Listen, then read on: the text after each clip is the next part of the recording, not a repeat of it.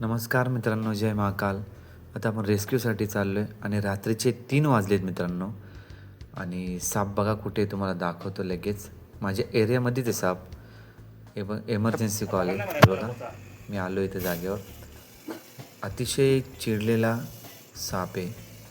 त्याला आपण Indian spectacled cobra बोलतो, नाग बोलतो आपण त्याला. आणि बघा कसं फना करून एकदम ॲक्टिव्ह, एकदम खूप चिडलेल्या अवस्थेत येतो.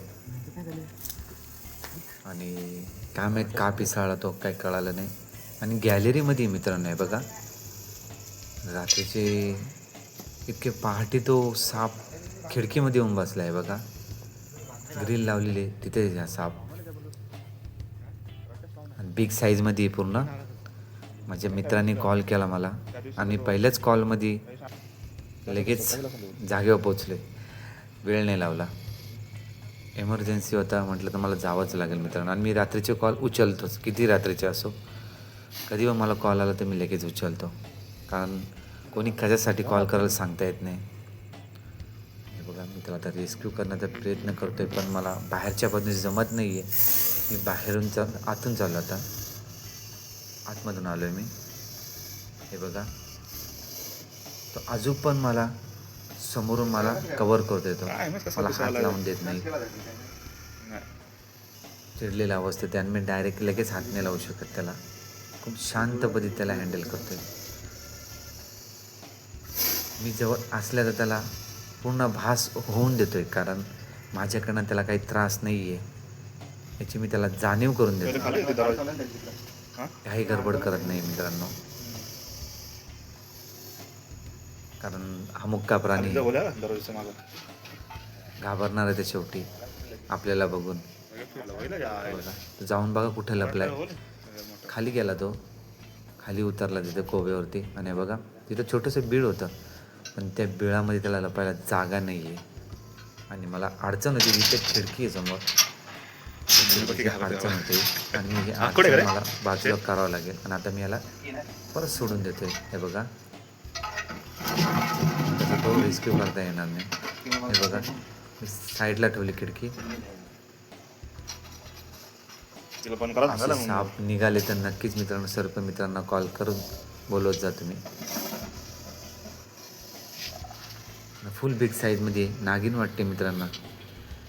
कडक उन्हाळा आहे, उन्हाळ्यामध्ये साप दिवसा बाहेर निघत नाही आहे, रात्रीचे निघतात. जसं त्यांना जमेल तसं ते बाहेर निघतात मित्रांनो. आणि त्याची बॉडी मला गरम वाटते, तरी पण खूप उष्णता आहे. रात्रीचे सुद्धा तापमान खूप असतं मित्रांनो. आमच्याकडे तरी 25-30च्या दरम्यान आहे.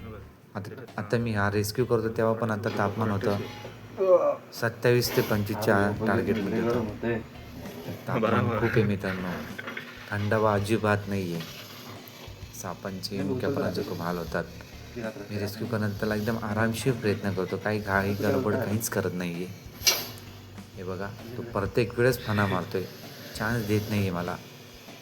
पण मी वेळ घेईन मित्रांनो, काही प्रॉब्लेम नाही. हा साप रेस्क्यू करण्यासाठी मला 5 ते 10 मिनटं लागलेली आहेत. मी ही व्हिडिओ थोडी फास्ट केली, छोटी व्हिडिओ बनवली आहे. हे बघा, आता माझ्या हातात एकदम आरामशीर आला तो. त्याला जाणीव झाली माझ्याकडनं काही प्रॉब्लेम नाही आहे, त्याला काही त्रास नाही आहे. थोडी अडचण येते मित्रांनो. मित्राची आई पहाटे जेव्हा बाथरूमसाठी निघाली होती तेव्हा त्यांना ते साप दिसला. पायरीच्या इथं होता तो एकदम. नशीब काही हानी नाही झाली. तर पायरीच्या बसला तर पाय पडला असता तर खूप मोठी हानी झाली असती, प्रॉब्लेम झाला असता खूप मोठा. हे बघा, पॅक केला आपण त्याला. आणि आता आपण त्याला रेस्क्यू केलेलं आहे, पॅक केला आहे. आणि मी एमर्जन्सीमध्ये बघा बूट पण नाही घातले, लगेच आलो. त्यांनी खूप फोन केले ते मला, त्याच्यामुळं मी लगेच गेलो. बाबा रिलीजसाठी आपण आता आलो आहे, तुम्हाला दाखवतो इथे आता. आणि मित्रांनो, मी रिलीज दिवसा नाही केलेल्या, संध्याकाळी आलो होतो. थोडा अंधार होऊन दिला, ती पिशवी भिजून ठेवली, कारण पहाटे पकडला तर साप. थोडा आराम करून दिला त्याला एकदम निवांत. आणि संध्याकाळचे सोडल्याला मी अंधार झाल्यावरतीच. हे बघा, त्याला अंधाराच्या पकडला, अंधाराच्या रिलीज केला त्याला. जास्त वेळ नाही घेतला. दिवसा गरमी असते म्हणून त्याला रात्रीची सोडतो आहे मी. आणि खूप शांत पद्धतीने तो रिलीज झालेला आहे. ही व्हिडिओ तुम्हाला आवडली असेल तर नक्कीच लाईक आणि सबस्क्राईब करा मित्रांनो. असेच मोठे मुख्य प्राणी वाचत राहतील आमच्याकडनं नक्कीच, आणि मी प्रयत्न करत राहील शेवटपर्यंत. कोणी साप मारू नका, कोणते मुख्य प्राणी मारू नका, एवढीच विनंती सर्वांना. जय हिंद, जय भारत मित्रांनो. धन्यवाद.